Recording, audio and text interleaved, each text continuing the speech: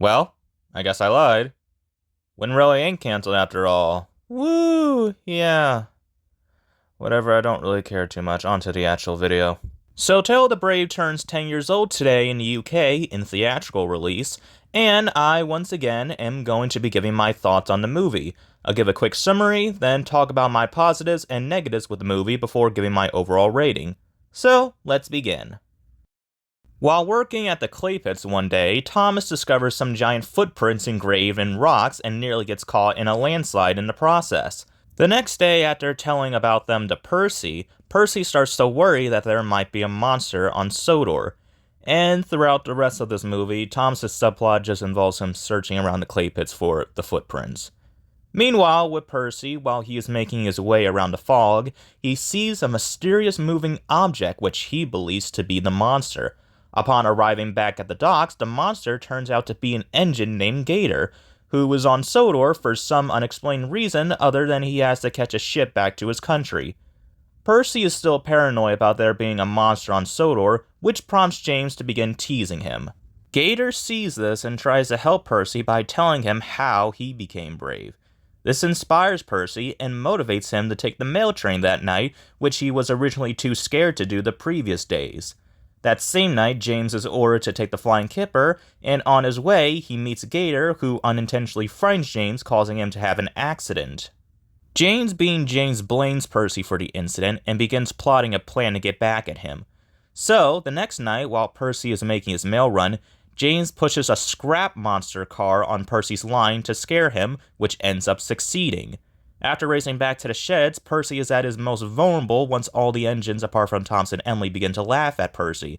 And when Percy pleads for his best friend to tell them about the footprints, Thomas, still unaware of what he actually saw, stays silent, leaving Percy under the impression that his best friend stabbed him in the back. The next day, Percy spends most of the morning next to Gator, who tells him that he's leaving tonight.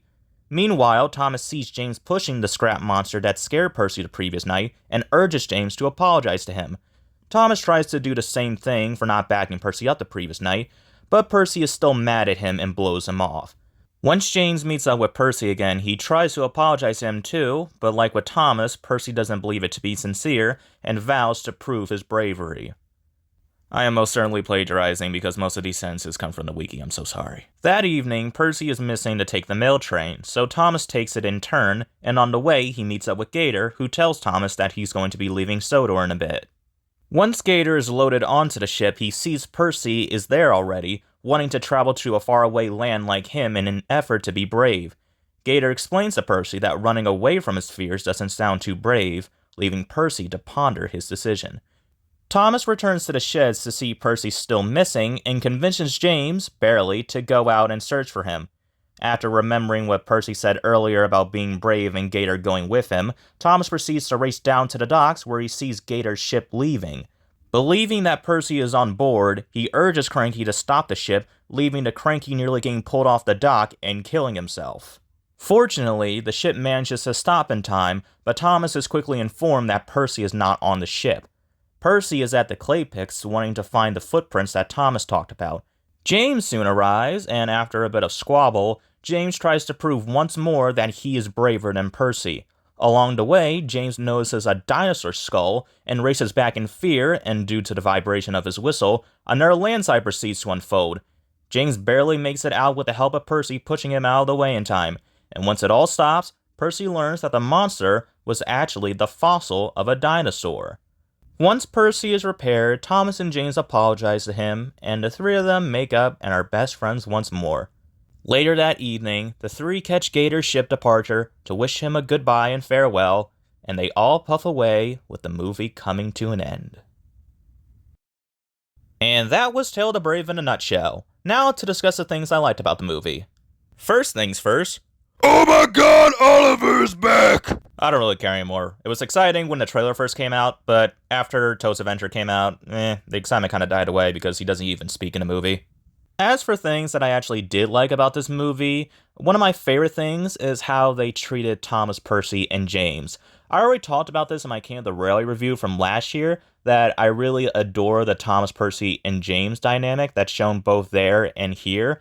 And I do think that they did a better job with it here, as each of the characters play a significant role, whilst in King of the Railway, while they each still played a major part, it still felt more like a Thomas-centered movie, with Steven taking the secondary role as the movie's protagonist. I'm sorry if I can't explain that better, but I hope you understand what I mean by that. In Tale of the Brave, they each play a major role in the story, and they have an equal amount of screen time, whether they be paired together or by themselves. Though it is quite clear that Percy is supposed to be this movie's protagonist. Speaking of Percy, I like him a lot in this movie. He's not perfect, but I do like the development that they try to give him in this movie and later on in Series 18 with becoming a more braver engine. And I do think that his role as protagonist here is better than how it was handled in Day of the Diesels. I didn't have a problem with him as the main character in that movie, but my problems for how he is there stem from how he's portrayed and how he acts.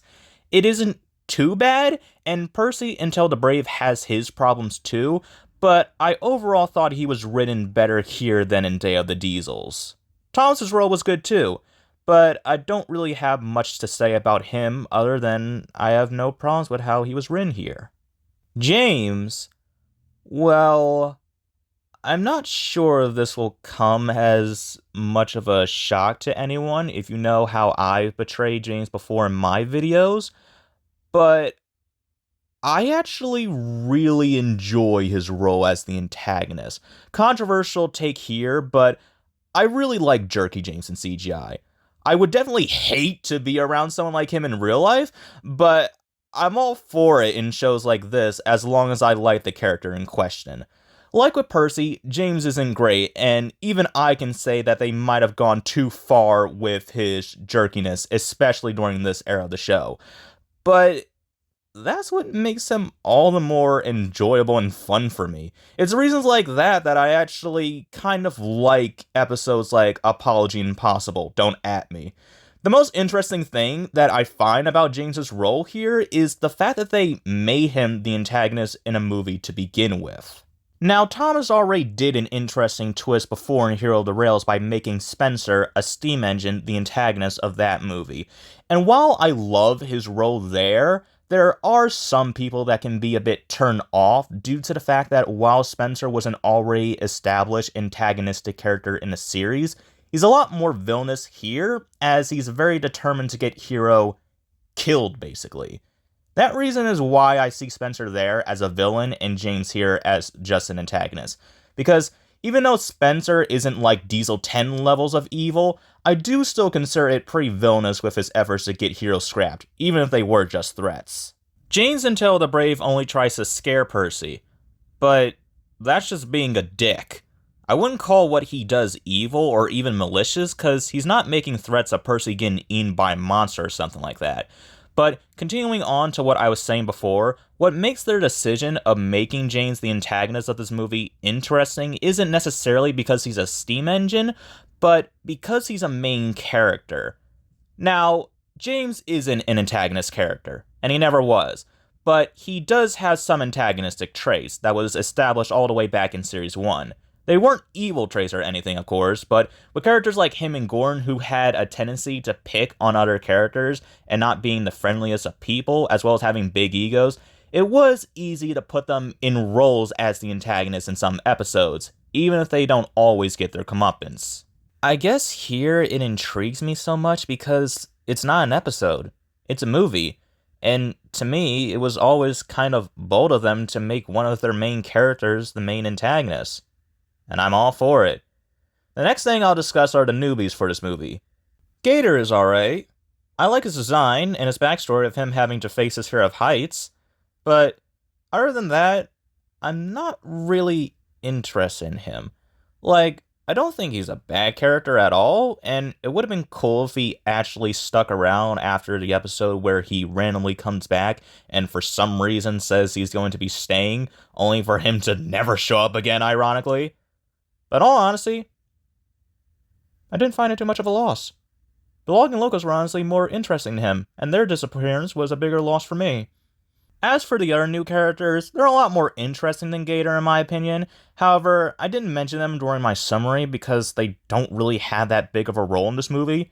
Reg literally shows up for like a minute, and they could have very well just introduced him in Series 18. But thankfully, they all got fleshed out after this movie. Reg is a pretty fun character outside this movie. Not much else to say about him other than cool design, but I can also say that for the other newbies. Marion and Timothy are my favorites from this movie. More specifically, Timothy, but Marion is so goddamn funny. And I love the acting on Olivia Colman's part because she really gives this character life, and I'm so happy that she continued on voicing her after this movie, apart from Marion's last appearance and for whenever she sung. Does anyone else also remember back when this was the first picture we had of Marion, and a lot of people, including myself, thought this was Ned? Probably not, but fun memories. Timothy, I don't have much to say here for his role in this movie, but god do I love him. I love his design, I love his voice, I like that he's blue, I like his gullible personality, and I like his chemistry with Bill and Ben. Boko's good, but Timothy is better. Sorry, not sorry. Next thing I'll talk about is the action, as I'll call it, in this movie, because there's quite a bit of it, and I love it all. The scene where Cranky tries to stop the ship, for as pointless as it ultimately was very spectacular to watch, and it shows how far Cranky will go to help someone, even if it nearly costs him his life. The whole landside scene at the end is not only one of my favorite climaxes in a Thomas movie, but favorite moments in the entire series in general. I can't get enough of this. It's so well shot and breathtaking to look at. I literally watched this on repeat for maybe like 10 minutes. I love it that much. Definitely my favorite thing to come out of this movie. And while minor, the quick scene of Bill and Ben saving Thomas from the landslide at the beginning was cool too. The songs in this movie were alright as a whole. Monsters Everywhere is okay, and Tell the Brave is Honestly, the only song I really like from the movie is Let's Be Brave, and another controversial opinion, I don't care about Let's Be Brave being used as the movie's closing song. Yeah, Tell the Brave would have been more fitting, but I already don't care about that song, so it doesn't affect me that they use a pop song to close out an emotional scene. Sorry, not sorry. Last things I'll mention, the small jokes in this movie, like Topham saying fizzling fireboxes, the jab at Up Up and Away, and Emily making a fool out of James were kind of funny. The music was great as always, and Ark's animation here improves from how it was in the previous season and movie. Also, I love this villainous cackle that Carrie Shell does for James here. Alright, down with the positives, on to the negatives. First, I'll talk about Percy and James, because while I did say that I liked their roles in the movie, I do have some problems with them, or really just one for each. For Percy, I'm not into the whole friends falling out scene, if that's what you can call it, that occurs at Knapford. Like, I definitely understand his reason for getting mad at Thomas, and I'm not gonna be one of those people who's like, oh, why are these guys being so mean to Thomas? He doesn't deserve this, yada yada yada, give me a break. I definitely don't see many people complaining about this scene as much as the Narrow Gauge Engines getting mad at Thomas in Blue Mountain Mystery, or Sir Topham Hatt getting mad at Thomas in Soder's Legend of Lost Treasure, probably because it's not too impactful as those two. I will say that the whole character or characters getting mad at Thomas for whatever reason was done better in those movies, and I don't mind them there because the characters there had every right to be mad at Thomas, even if parts of it was due to misunderstandings. But here, I'm a little split.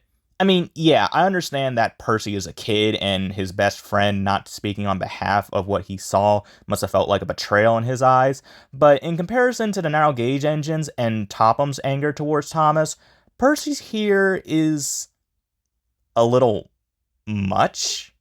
I don't really know how else to put it. It doesn't anger me or anything, but like, Thomas apologized, and yet Percy still disregards it, and then tells him that he can just stay with the monster while he runs away. I don't know, that was a bit much. And with James, like I said, I do like his role as the antagonist, but at times I do think he went a bit far.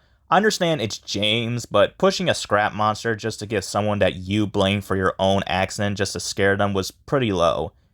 As for other things that I don't like about the movie, there isn't much else in all honesty.